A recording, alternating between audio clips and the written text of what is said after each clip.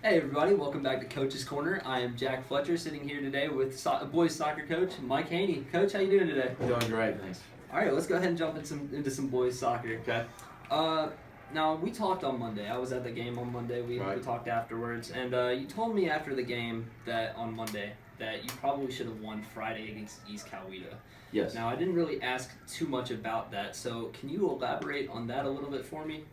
Yeah, we were matched up with them. We weren't oversized against them. We had some chances. We could have scored goals, and we went to penalty kicks. And I picked our top 5 penalty kick takers, and we missed 2 of them out of 5. So that was not good because Michael Lance pulled off a save, and then they missed one. So you should win those if your goalkeeper saves 1, all you gotta do is hit 5. Right. And then they missed 2, so it should have been, hey, all we had to do was hit 4 kicks, and we didn't do that, and we ended up going to the 8th shooter, and we missed on our 8th shooter, and they didn't. So, we missed 3 out of 8 penalty kicks, which is not acceptable, and that's why I said that. Now we can talk about the penalty kicks all day. I mean, we kind of do those a while. I do want to talk now that you brought up his name, Michael Lance, goalkeeper this year, freshman if I'm not mistaken. Yes. How do you think he's played as a freshman, stepping into high school for the first time? He is. We are very blessed to have him. I mean, he is a high-level goalkeeper, and normally our freshman goalkeepers aren't thrown into the varsity level. A lot of times they may be a backup goalkeeper. So I mean, he's playing well. He's made some great saves, and he's made a couple of mistakes, but for a freshman, he's playing fantastic, of course. Now this team does have a lot of underclassmen this year. 11 underclassmen. Yes. What have you seen out of that underclassmen class this year? Well, the thing that we're struggling a little bit now is just a size and strength issue, and because normally the lower classmen are playing on JV, but since we don't have a large number of upperclassmen, they're having to be thrown into a situation where the game's a little bit faster, so you've got to mentally process, right away. Hey, when I get it, I have to play it fast, and a lot of times we're a second too long in holding the ball, and then situations are gone. Right. Now, I don't want to use lack of experience as a term. I feel like there's a better word choice for that. But how does that lack of experience play into a game like Northgate, a team that has 16 seniors? Yeah, well, there's no substitute for experience. They had size and speed, and when you've played together that long, and, a 15-year-old playing against a 17, 18-year-old, the 17 and 18-year-old game is so much faster than a 15-year-old game. Right. So they're literally, for some of these kids, they're playing against players 3 levels up what they normally play. So the speed of play is just, it's so much faster. Right. And we're just they're having to get used to that. Now, despite the youth on this team, it's 7-1 in the region, 7-4 overall, and all 4 losses have been against good teams in St. Pius, East Coweta, Whitewater, and Northgate. And you said that we might have been able to beat East Coweta. Mm-hmm. We probably should have, but in those other losses, we're good. They're good teams. So how can you kind of learn from those moving on into the season? Well, we have to learn that we have to play faster. We have to play together. We have to realize that. Not to put ourselves in one-on-one situations where it's going to be a physical battle, because we're going to lose a lot of those just because of size.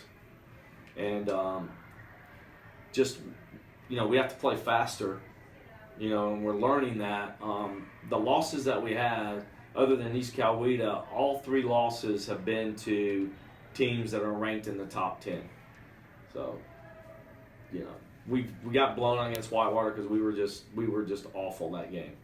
That's our goalkeeper falls down and then they score their first goal, and we just didn't play well at all in that one. I thought against St. Pius we played up to our ability, and they just wore us down after a while.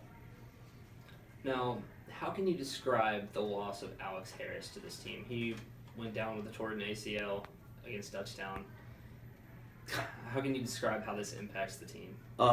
It affects us. One is he was a senior starter last year, and he was playing in the back, and I was able to play Jack Van Nimwegen in the midfield, where he can help us a lot, especially with all the youth that we have.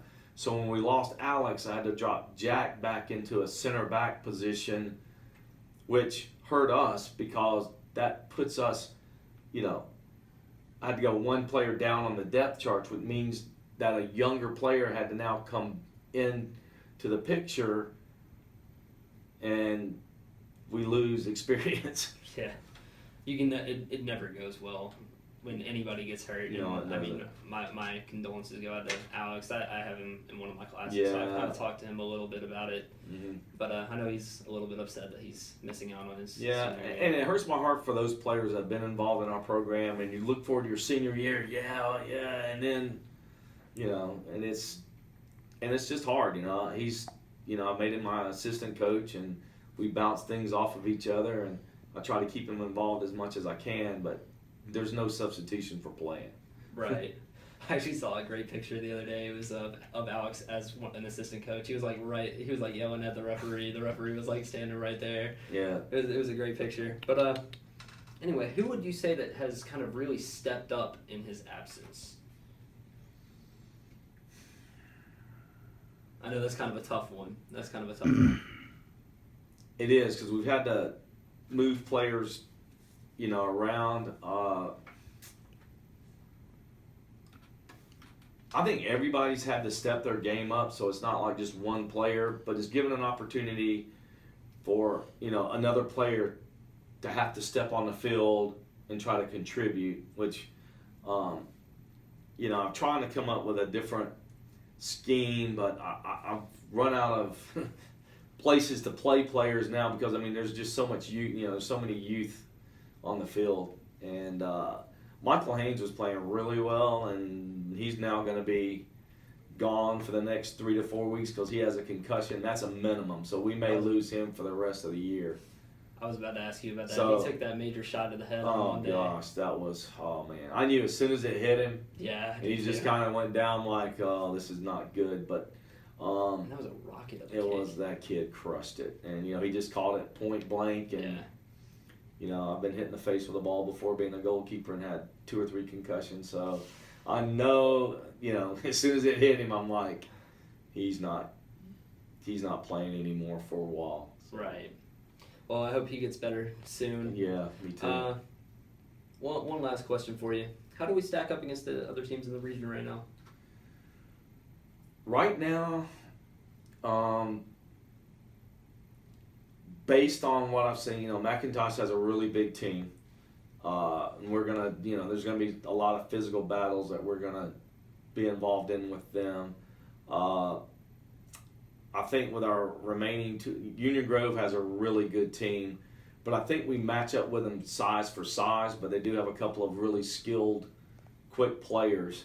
Not like what we faced, at Northgate, right. 6'3", 235 kid that can run the 40 and 4.7, and he's 235 pounds. You're like, oh, okay. A guy that's going to Clemson on a football scholarship. Yeah. So I think, we match up with him. And we have the week off for spring break, which is a good thing because we're really, physically banged up, and I think the kids need a physical and a mental rest, because we've played 13 games already. So right. And all right, Coach. Thank you very much for joining us today. The boys play tomorrow at Marist. Yep. However you say it, depending on weather. Hopefully weather allows them to play that game. But anyway, thanks for joining us. We'll see you again after spring break. All right, cool.